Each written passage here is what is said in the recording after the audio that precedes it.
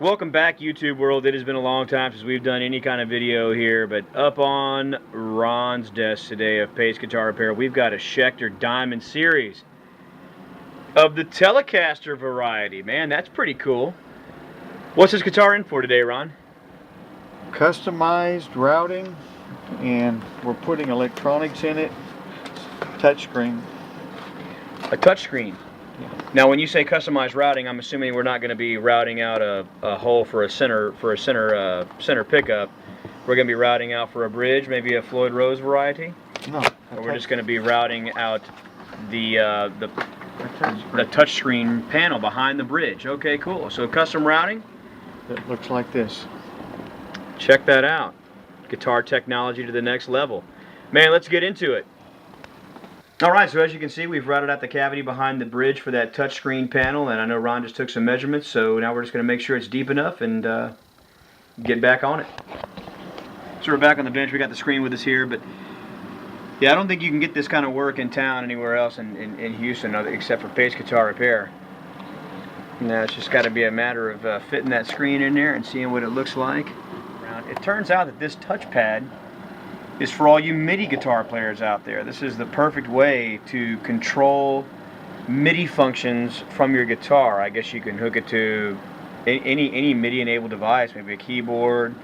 If you had a drum machine where you could go through and maybe select different songs, I don't know the extent of it, but if you're a guitar player who needs to do more in your band besides just strum 6 strings, this could be the perfect solution for you. So wanted to throw that in. So as you can see, that cavity's coming along real nicely. But wait, when you look up top, man, those corners are squared off and these corners are not. How do we do that, you ask? Well, we can't show you everything. So we've got the screen here on the desk, and Ron is masking off the area where we're going to route for the ledge. As you can see right here. And that ledge just the screen's got to really just sit flush with the guitar, and then there's a trim ring that goes around the edge on the outside, which is going to be cool. Like before.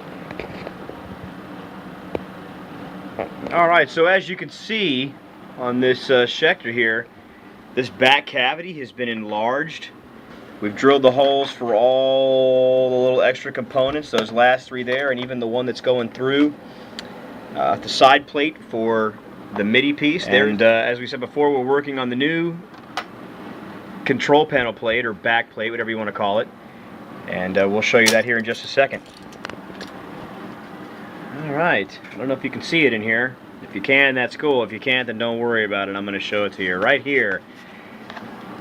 And there it is.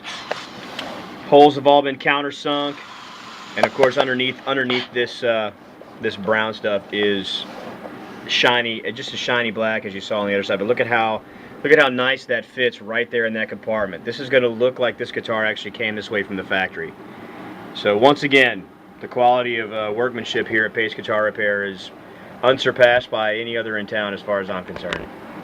So just one more shot from the front here. As you can see, here were the original configuration here and here. These 3 holes right here were the original configuration, and these are the 3 new holes that we've drilled here for the Midi control plate. Now, as you can also see right here, there's that little groove and then a little hole down into the cavity right there. That is for the actual screen. That's for the wiring to get in there and make a connection with all the other controls. And if we spin this around, you can also see the extra side jack that we put in here for the Midi jack, which is going to go in this guitar. So this guitar is going to be pretty high tech. If you want something like this done, bring us your guitar, and Pace Guitar Repair will make it happen.